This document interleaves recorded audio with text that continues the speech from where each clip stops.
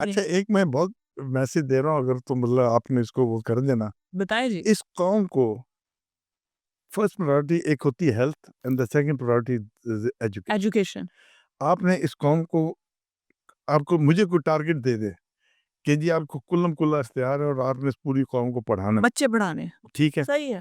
تو میں کہتا ہوں کہ آپ قانون آج پاس کر دیں کہ آج سے 10 سال کے بعد آئین میں اسمبلی میں ہر جگہ قانون پاس کر دیں آج کے 10 سال کے بعد جو بندہ میٹریکولیٹ نہیں ہوگا اس کا پاسپورٹ نہیں بنے گا, اس کا ڈرائیونگ لائسنس نہیں بنے گا, وہ ووٹ بھی نہیں ڈال سکتا.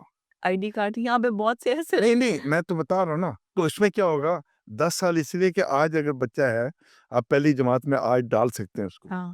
تو تاکہ اچھا پھر جو نہیں پڑھا سکتے فیسیلیٹیٹ کریں ایجوکیشن کے اوپر سارا پیسہ چھیسا لگائیں اس کام کے ایک اوپر. بار ایک سیکٹر میں تو کہتی ہوں یا تو ایک بار ہیلتھ سیکٹر میں اتنا پیسہ لگا دے بجٹ کا کہ وہ رننگ میں آ جائے یا ایک بار سارا ایجوکیشن ہے. دیکھیں ایجوکیشن میں آپ دیکھیں 10 سال ہمارے گزریں گے 10 سال کے بعد یہ تمام جو گاؤں کے اندر مسجدیں بنی ہوئی ہیں فلانا سب کو اسکول میں کنورٹ کر دیں. ہاں بھائی صبح فجر سے لے کے ظہر کے درمیان گیپ ہے نا اس کو اسکول بنا دیں, اسکول بنا. ٹاٹ پہ بنا دیں, جو مرضی کرے, لیکن گارنٹیڈ ہو لا بنا دیں کہ ہر آدمی نے پڑھانا ہے.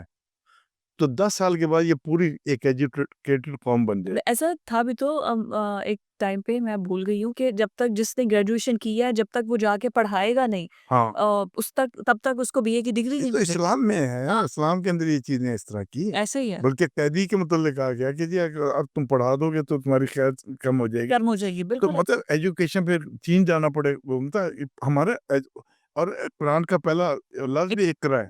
تو وٹ ڈز دیٹ مین آپ کو پتہ کہ وہ ہے پڑھو. ایجوکیشن کے اوپر آپ کمپلیٹ کر دیں